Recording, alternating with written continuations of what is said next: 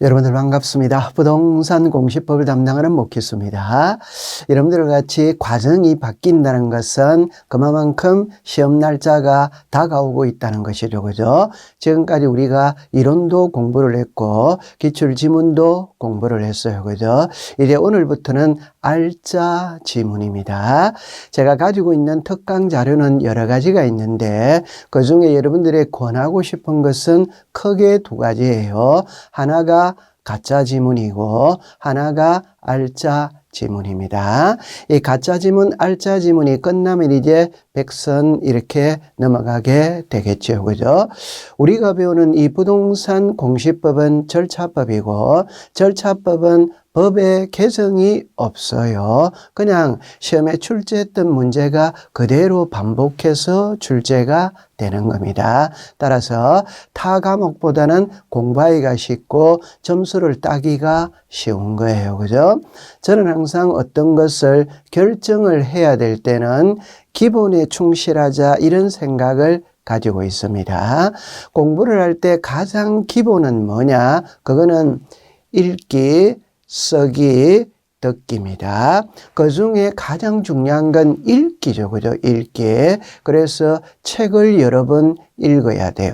여러분 여기에 알짜 지문은 우리 기출문제 10년 동안 나왔던 문제에 말 그대로 알짜만 골라서 여러분들과 같이 공부를 하게 되는 겁니다. 그러니까 3번만 있잖아요. 읽으세요. 그럼 3번을 읽으면서 주어, 목적어, 동사를 찾아내는 겁니다. 그러면 여러분들이 문제를 풀다 보면은 읽다가 보면은 핵심이 되는 단어가 어디냐, 어느 단어에서 변경 바꾸어서 우리를 속일 것인가, 그거를 읽다가 보면 답이 나오는 겁니다. 그래서 꼭 3번을 읽으세요. 이 알짜리문 책이 있잖아요. 그죠? 이거를 그냥 마음 놓고 읽으면은 3시간이면 한 번 읽을 수 있어요. 그럼 3번이면은 넉넉 잡고 10시간이잖아요. 그럼 10시간은 일요일날 아침에 우리가 카페라든지 독서실에 가서 그냥 하루에 그냥 끝내버리면 되는 겁니다. 그러면은 여러분들이 전부 다 여러분들이 그렇게도 원하는 합격증을 받을 수 있는 겁니다. 꼭 읽어야 됩니다. 읽지 않으면 안 돼요. 이 알짜 지문은 말 그대로 알짜니까 자꾸 읽으면 답이 보이는 겁니다. 자, 그럼 이제 안으로 한번 들어가 보면은, 자, 제일 먼저 우리가 지적은 크게 4장으로 나누어져 있어요. 그러니까 1장은 지적이고, 2장은 지적 공부고, 3장은 토지 이동이고, 4장은 지적 청량입니다.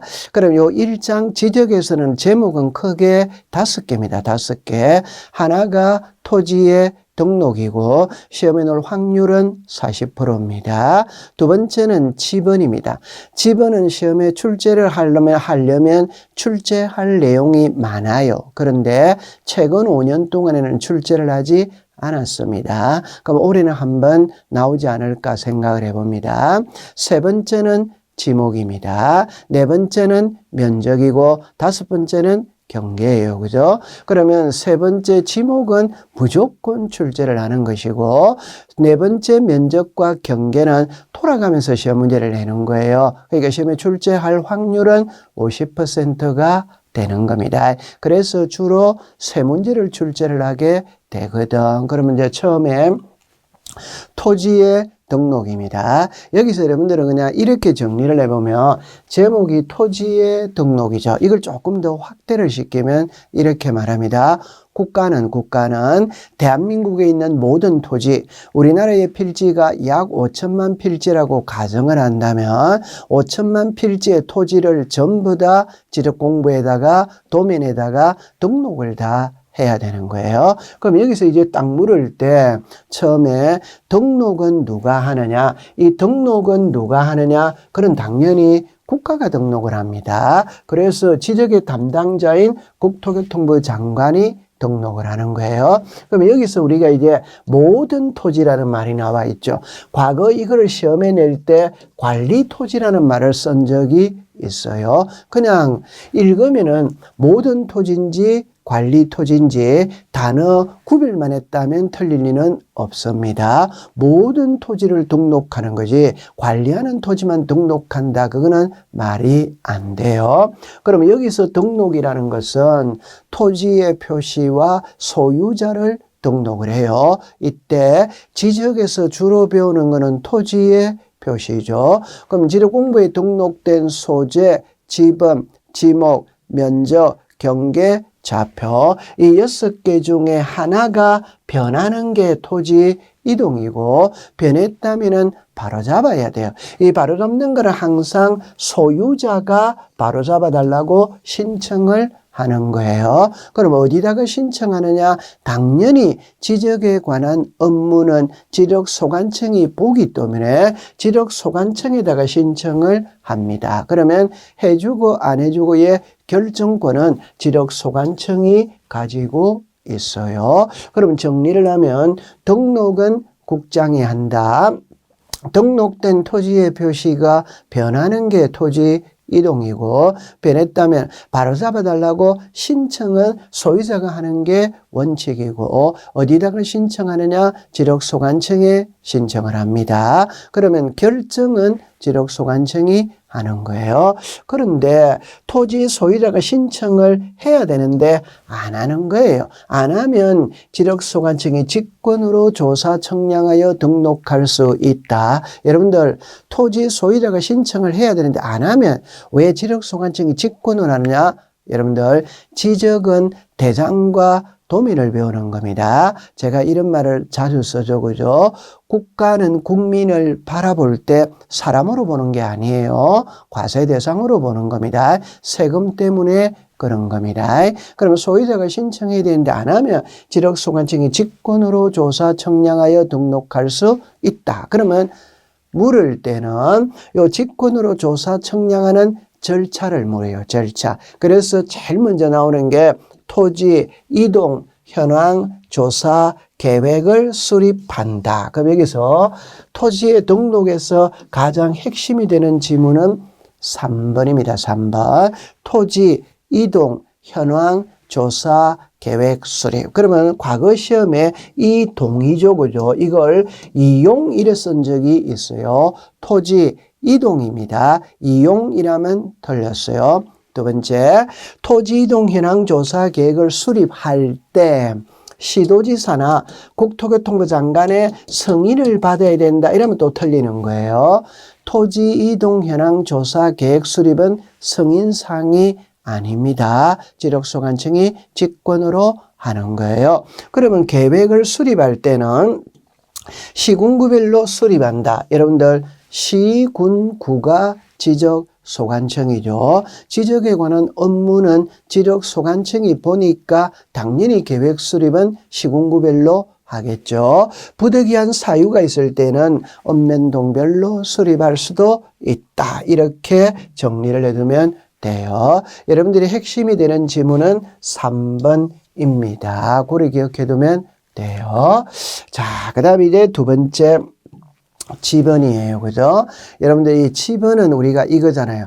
반대로 읽으면 번지입니다. 그래서 소재, 지번. 그러면 소재, 지번을 그냥 가장 쉽게 서울특별시 강남구 삼성동 이게 소재죠. 그죠? 100 이거죠. 이게 지번이죠. 사람을 기준으로 하면은 번지가 되고 토지를 기준으로 하면 지번이 되는 겁니다. 그러면 첫 번째 딱 문제를 낼 때는 지번의 구성이에요. 여기는 네 가지가 나오죠. 그 네 가지가 여러분들 이겁니다. 지번은 지적소관청이 지번 부여 지역별로 부여한다. 이게 하나. 두 번째는 지번은 다 이렇게 합니다. 북서에서 남동으로 부여한다. 이게 두 번째. 세 번째는 임야대장, 임야도에 등록되는 토지의 지번 앞에 산자를 붙인다. 이게 세 번째죠. 그죠? 네 번째는 지번은 본분과 부분 사이에 막대기 표시로 연결하고 의로 읽는다. 이게 하나. 두 번째는 이제 토지 이동에 따른 지번의 부여 방법입니다. 토지 이동에 따른 지번의 부여 방법은 신규 등록, 등록 전환 이게 하나예요.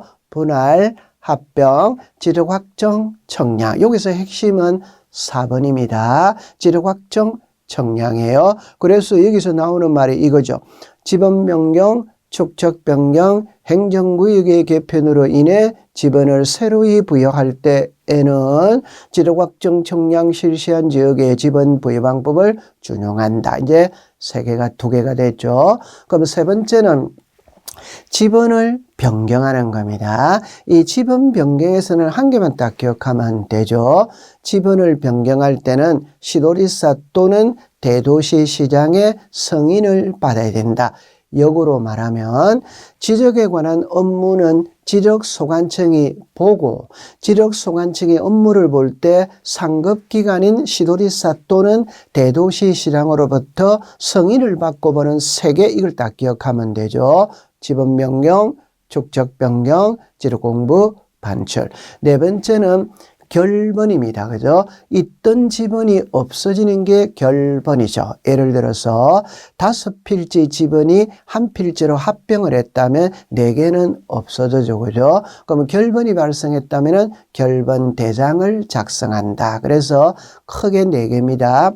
지번의 구성, 토지 이동에 따른 지번의 부여 방법, 지번 변경, 결번 대장. 이렇게 해두시면 돼요. 그럼 여기에 이제 보면 이렇게 나와 있는 지번은 본번과 부번으로 구성하되 본번과 부번 사이에 막대기 표시로 연결하며 이 막대기 표시는 의라고 읽는다. 자, 여러분 여기서 이렇게 지번이 있죠. 이거는 본번이죠. 그죠? 그럼 이렇게 나오는 지번이 있잖아요. 이게 본번, 뒤에 있는 번호가 부번이죠. 그죠? 그럼 요 막대기 있잖아요. 이걸 우리가 읽을 때 의라고 읽죠. 그죠? 백의 일. 그럼 여기서 하나 조심하는 거는 의라고 읽는다 이러면 맞아요. 근데 의라고 이렇게 하면 틀립니다. 의라고 표시한다 이러면 틀리는 거예요.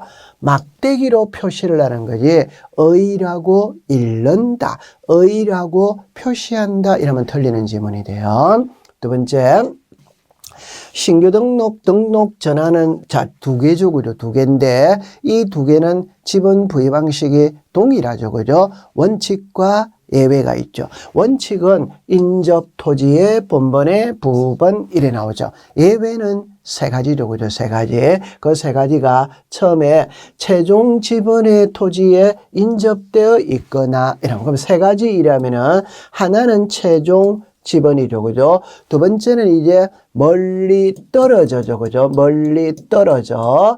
세 번째는 여러 필지죠. 그죠? 여러 필지. 그럼 이 3개는 예외죠. 그죠? 그게 최종 본번, 다음 수문부터 본번으로 부여한다. 그러면 출제인이 시험 문제 낼 때 최종 본번, 다음 수문부터 본번이잖아요. 그럼 이걸 부번으로 고치는 거 이외에는 시험 문제가 될 수가 없거든.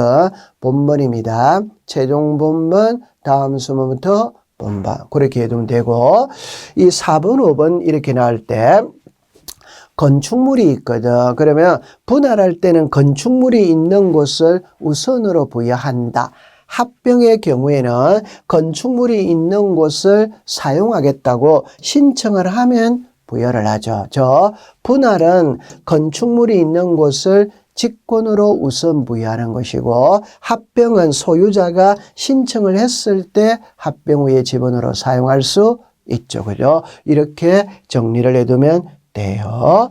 자, 그 다음에 이제 6번에 이게 핵심이 되는 겁니다. 자, 이게 핵심이 되는 거예요. 그러니까 지번 변경, 축척 변경, 행정구역의 개편으로 인해 지번을 새로이 부여할 때에는 지력확정 청량 실시한 지역의 지번 부여 방법을 준용한다. 그냥 쉬운 표현으로 쓰면 이게 하나, 둘, 셋, 4개잖아요. 그죠? 이 4개는 지번 부여 방식이 동일하다 이 말이에요. 그러면 출제인이 물을 때는 이렇게 물을 수 있어요. 이렇게 물을 수도 있고 이렇게 물을 수도 있어요. 그럼 제가 위에 거를 먼저 이야기하면 요거대로입니다. 이대로입니다. 지번 변경, 축척 변경, 행정구역의 개편으로 인해 지번을 새로이 부여할 때에는 지력확정 청량 실시한 지역의 지번 부여 방법을 준용한다. 이래네. 그러면 반대로 낸다는 거는 이렇게 냅니다. 다음 보기에서 지력확정 청량 실시한 지역의 지번 부여 방법을 준용하는 것으로 묶은 것은 이래내는 거예요. 그럼 보기 속에 이 1, 2, 3을 넣어놓고 고르세요. 이래 되는 겁니다. 이 세 개를 기억해 두는 겁니다. 자, 그 다음에 7번째. 여러분들 도시개발 사업하면 기존에 있던 토지를 깡그리 뭉개고 필지를 바둑판처럼 새로 정하죠. 새로 정하니까 지번도 새로 줍니다. 그러면 도시개발 사업 할 때 도시개발 사업이 완료되어야 지번을 새로 주느냐, 완료되기 전에 주느냐, 그건 당연히 도시개발 사업이 완료되어야 주겠죠. 그죠? 그런데 도시개발 사업이 준공되기 전에도 지번을 부여할 수 있다. 이때는 무엇을 기준으로 하느냐? 그게 사업계획도입니다. 자, 그 다음에 이제 8번에 지번을 변경할 때는 시도리사 또는 대도시시장의 승인을 받아야 된다. 여러분들 여기서 6번, 8번은 꼭 기억해 둬야 돼요. 6번, 8번. 그러면 시도리사 승인상 3개를 또 암기를 해야 되죠. 그게 지번 변경이죠. 축척 변경이죠. 지적공부 반출이죠. 그래서 지적에 관한 업무는 지적소관청이 보고 지적소관청이 업무를 볼 때 상급기관인 시도리사 또는 대도시시장으로부터 승인을 받고 보는 3개 꼭 기억해 두세요. 지번 변경, 축적 변경, 지적공부 반출입니다. 그 다음에 이제 도시개발 사업 등의 사유로 지번에 결번이 생긴 때는 결번 대장을 작성한다. 과거 기출문제는 결번 대장을 지번 대장이라고 쓴 적이 있어요. 지번 대장이 아니라 결번 대장입니다. 이렇게 이해해두면 됩니다. 자, 그 다음에 이제 문제가 하나 나왔네요. 그죠? 지번 부여 방법에 관한 설명으로 옳은 것 일어나죠. 지번은 지적소관청이 지번 부여 지역별로 남동에서 북서 틀렸죠. 그죠? 반대로 됐죠. 그죠? 북서에서 남동이죠. 그죠? 그러면 출제인이 문제를 낼 때 이 글자를 바꿀 수도 있고 이 글자를 바꿀 수도 있어요. 지번은 국토교통부 장관이 이러면 틀리는 겁니다. 지번은 지적소관청이 지번 부여 지역이죠. 이게 동리죠. 그죠? 그래서 도시는 동마다 시골에는 리마다 지번을 부여한다. 이래 두면 되고 이번에 지번은 아라비아 숫자로 표기하되 임야대장 임야도에 등록되는 토지의 지번은 숫자 뒤에 산자를 붙인다. 틀렸죠. 그죠? 뒤에가 아니라 앞에죠. 그죠? 그럼 우리가 간단하게 100이 있고 100이 있을 때 요 앞에 산자가 들어가느냐 안 들어가느냐. 우리나라의 토지를 2개로 구별하죠. 하나는 토지대장, 하나는 임야대장. 그럼 어떤 토지가 토지대장, 어떤 토지가 임야대장에 등록됐냐라는 것은 지번을 보면 알 수 있어요. 지번 앞에 산자가 들어가 있으면 임야대장, 임야도에 등록된 토지고 산자가 안 들어가 있으면 토지대장, 지적도에 등록된 토지가 되는 겁니다.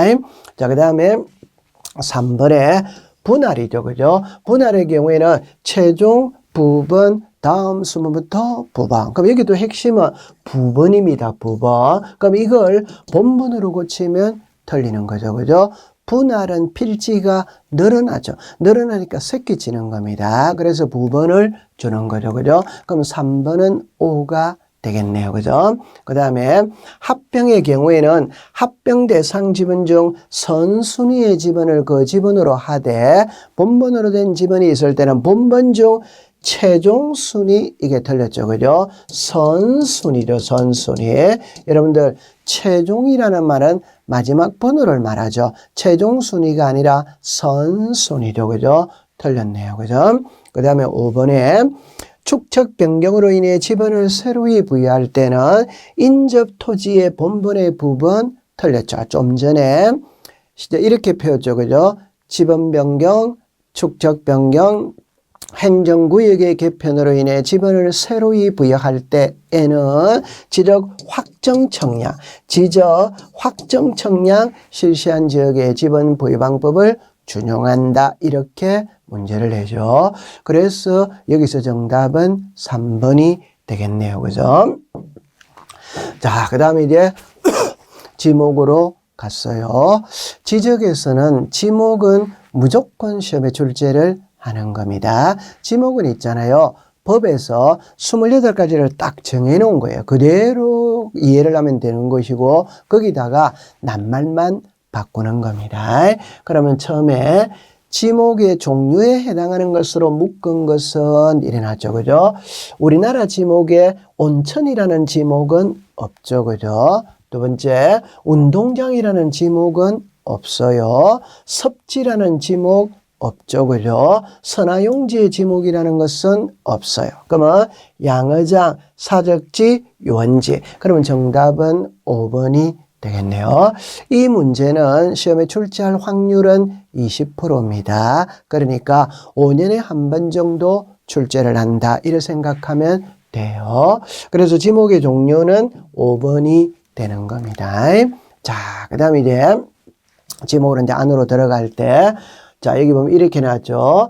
물을 상시적으로 직접 이용하여 각종의 작물을 재배한다. 그러면 답이죠. 우리 답을 우리말로 말하면 논이죠. 그죠? 논. 그래서 전답. 우리가 전답 이렇게 하죠. 전은 밭전자거든. 그래서 밭하고 논이에요. 그죠? 그럼 밭농사, 논농사의 차이는 물이죠. 물. 그러면 물을 직접적으로 이용하여 이라면 답이 되고 물을 직접적으로 이용하지 않고 이라면 전이 되겠죠. 그죠?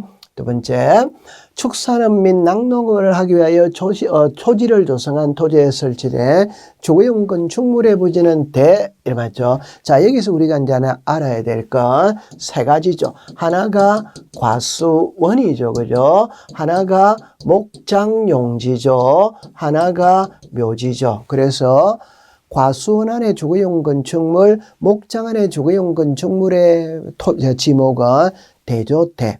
묘지 안에 관리사무소 있죠. 독자적인 지목이 대가 되죠. 그러면 요 세 개를 암기하고 있으면 돼요.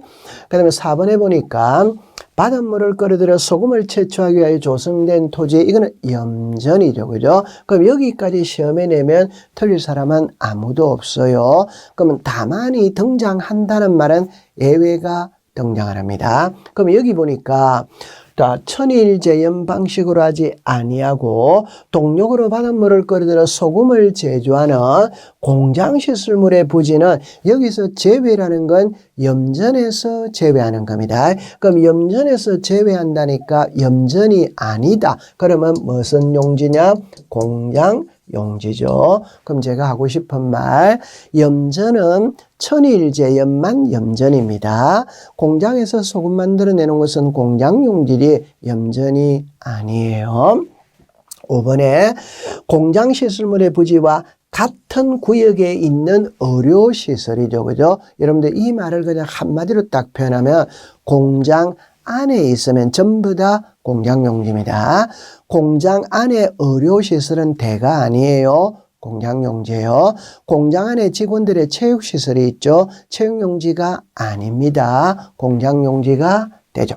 그 다음에 이제 6번에 물을 정수하여 공급한다. 이게 상수도죠. 그죠? 우리가 수도용지가 되죠. 그죠? 여러분들 여기서 치수, 저수, 도수, 정수, 송수 이런 거는 암기할 필요 없습니다. 그냥 물을 정수하여 공급하기 위한 이라면은 수도용지가 되는 거예요. 자, 그 다음에 7번으로 보면 지목에 관한 설명으로 옳은 것은 이렇게 나와 있네요. 물을 상시적으로 이용하지 않고 곡물, 원예작물, 과수류 포함 요 글자가 틀렸네요. 그죠? 그러니까 저는 여러분들 밭에서 콩 심으면 지목은 전입니다. 밭에서 사과나무를 재배하고 있다면 전이 아니죠. 그죠? 과수원 용지가 되는 거예요. 따라서 우리나라 지목에 과수원 용지가 별도로 있거든. 그럼 밭에서 과일나무를 하면은 전이 아니라 과수원 용지죠. 그럼 요 과수류를 포함이라면 틀린 거예요. 과수류를 제외한다 이렇게 해야 됩니다. 그 다음에 사과, 배, 밤, 호도, 귤나무는 과수원이죠. 근데 그 안에 주거용 건축물의 부지는 과수원 틀렸죠. 그죠? 과수원 안에, 목장용지 안에, 묘지 안에 관리사무소 독자적인 지목을 대로 하죠. 산림 및 원야를 이루고 있는 수림지, 중림지, 암석지, 자갈땅, 모래땅, 섭지, 황무지가 있죠. 잡종지가 아니라 임야죠. 여러분들 여기에서 3번, 4번 있죠. 특히 중요한 건 4번입니다. 이 3번, 4번은 해마다 지문으로 띄워요. 띄울 때 항상 이 지목이 임야인데 잡종지라고 쓰더라고요. 임야입니다. 그러면 4번에 보면은 온수, 약수, 석유류 등의 일정한 장소로 운송하는 곳은 광천지 틀렸죠. 그죠? 여기서는 여러분들 이렇게 풀어야 되죠. 출제 요원이 용출하는 곳을 묻느냐, 운송하는 곳을 묻느냐. 용출하는 곳은 광천지죠. 그죠? 운송하는 곳은 광천지가 아니라 잡종지로 잡종지. 그러면 이 자리에는 세 가지 글자가 올 수 있습니다. 처음에는 광천지로 한다, X. 광천지에서 제외한다, O. 잡종지로 한다, O. 그러니까 광천지가 아니라는 말은 광천지에서 제외한다 이 말이에요. 그럼 광천지가 아니라면 무엇이냐? 잡종지다 이 말입니다. 그 다음에 유수를 이용한 요트장, 카누장의 토지는 하천이다. 정답이 되네요. 그죠? 그래서 유수를 이용한 요트장, 카누장은 채용용지가 아니라 하천이죠. 그죠? 그럼 7번의 정답은 5번이 되겠네요. 자, 8번입니다. 물건 등을 보관하거나 저장하죠. 그럼 당연히 창고 용지가 되죠. 그죠? 그 다음에 교통 운수를 위하여 보행, 사람이 가는 길이죠. 차량 운행, 자동차가 가는 길이죠. 도로죠. 그럼 여기서는 9번하고 11번은 우리가 교통운수이라면 두 가지가 나오죠. 하나는 보행이나 차량 운행이라면은 도로가 됩니다. 여기 교통운수 나오죠. 일정한 궤도, 이거는 선로죠. 선로. 이라면 이거는 철도용지가 되죠. 그럼 쉬운 말로 말하면 사람이 가는 길은 도로, 자동차가 가는 길은 도로, 철도, 우리가 철도가 가는 길은 도로가 아니라 철도용지. 그러니까 우리나라 지목에 철도용지라는 게 별도로 있다. 이렇게 생각하면 돼요. 10번에 아파트, 공장 등 일정한 단지 안에 설치된 통로 등은 도로에서 제외한다. 여러분들 아파트 안의 통로는 대죠. 그죠? 대. 공장용지 안의 통로는 우리 공장 안의 통로는 공장용지가 되죠. 그죠? 자, 그 다음에 12번에 조수, 자연에 의해서 모래, 바람 등을 막기 위하여 방조제, 방수제, 방사제, 방파제 이런 건 전부 다 제방이 되죠. 그죠? 자, 여기서는 여러분들이 만약에 중요한 걸 하나를 이행하라 이라면은 자, 여기서 이 지문을 갖다가 기억을 해 두세요. 근데 시험에 출제를 하더라도 틀릴 리 없는 문구입니다. 자, 그 다음에 13번에 지목에 대한 설명으로 옳은 것 일어나죠. 그죠? 자, 여기 보면 정비 공장 안에 설치된 급유 소설이 송유 시설이죠. 제가 그랬죠. 공장 안에 들어가면 전부 다 공장용지입니다. 주유소용지가 아니에요. 공장용지가 돼. 자, 이번에 자연의 유수가 있거나 있을 것으로 예상되는 소규모 수로는 하천 틀렸죠. 그죠? 국어죠. 그러면 하천하고 국어의 차이는 소규모 수로부지가 들어가면 국어, 안 들어가면 하천입니다. 그러면 자연의 유수가 있거나 있을 것으로 예상되는 토지는 하천, 자연의 유수가 있거나 있을 것으로 예상되는 소규모 수로부지는 국어예요. 그럼 여기서 항상 출제는 국어인데 항상 하천으로 쓰더라고요. 그러면 틀린 지문이 돼요. 3번에 물이 고이거나 상시적 물을 저장하고 있는 댐, 저수지, 소류지, 호수, 연못 등의 토지와 여기는 유지가 맞죠. 그죠? 그런데 물을 상시적으로 직접 이용하여 연왕골 등의 식물을 주로 재배하는 토지는 유지 틀렸죠. 그죠? 이게 답이 되죠. 그죠? 그럼 여기서 핵심은 연왕골 등이 자생하는 배수가 잘 되지 아니하는 토지 이러면 유지입니다.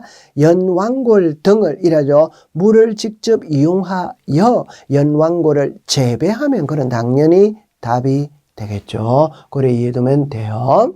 4번에 지하에서 석유리 등이 용출된다. 광천지 맞죠? 그죠? 용출되는 것은 광천지가 맞아요. 5번에 갈대밭 시래에 물건을 쌓아두는 곳 여기까지는 잡종지가 맞죠. 그죠? 그런데 산림 및 원해를 이루고 있는 수림지, 중림지, 암석지, 자갈땅, 모래땅, 섭지, 황무지의 지목은 잡종지가 아니라 임야가 되죠. 그죠? 이렇게 이해를 해두시면 되겠네요. 그죠? 여러분들 나머지 파트는 잠시 쉬었다가 공부를 해보도록 하죠. 여러분들 고생을 했습니다.